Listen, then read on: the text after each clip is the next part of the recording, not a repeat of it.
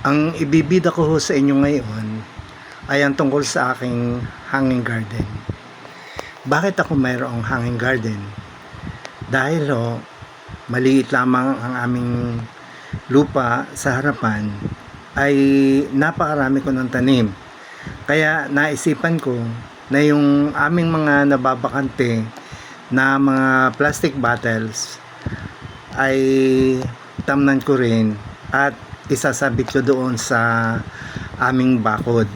Sa gayon ay kaunti lamang ang space na magagamit, kaunti din lamang ang lupang magagamit, pero marami akong maiitanim. Ito po ang aking hanging garden.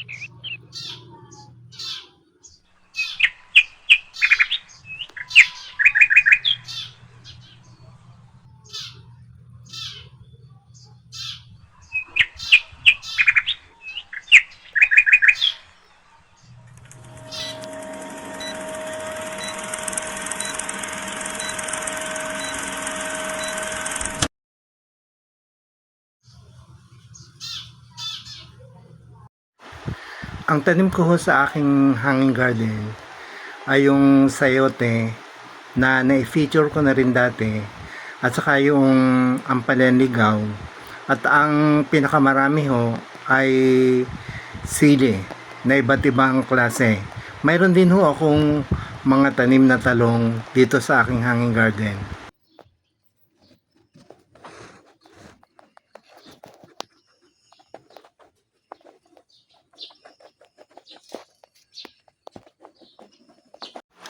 Okay din naman ho itong hanging garden.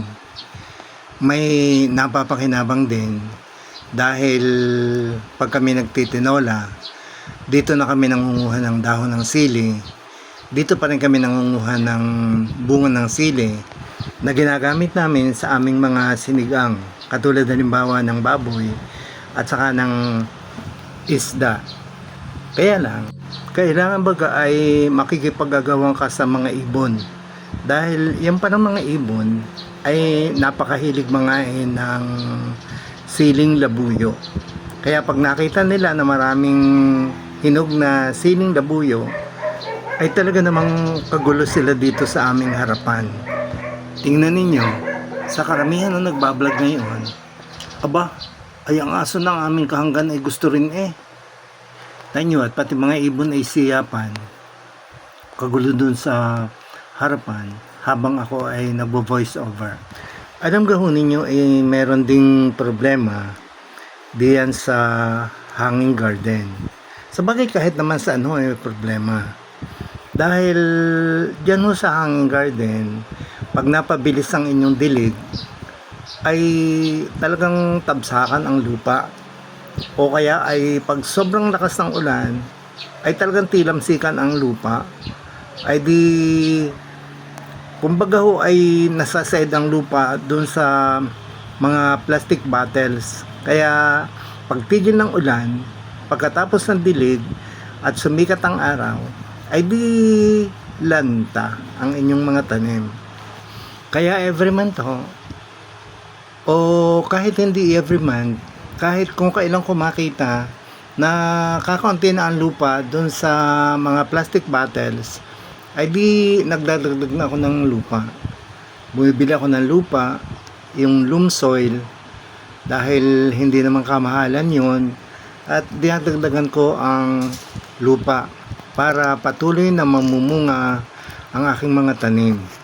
Pagkatapos, ang ipinandidilig ko sa kanila ay mayroong tinunaw na baking soda, dahil yun ho ay sa aking experience ay ang baking soda ho ang pinaka mabisang pampabulaklak ng mga halaman.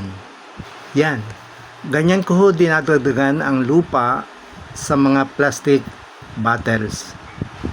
Pinupunan ko ho uli yung mga taniman, nakakaunting kakaunti na ang lupa dahil sa kadidilig. At once na okay na uli ang lupa, ay akin na hong didiligan ang mga halaman.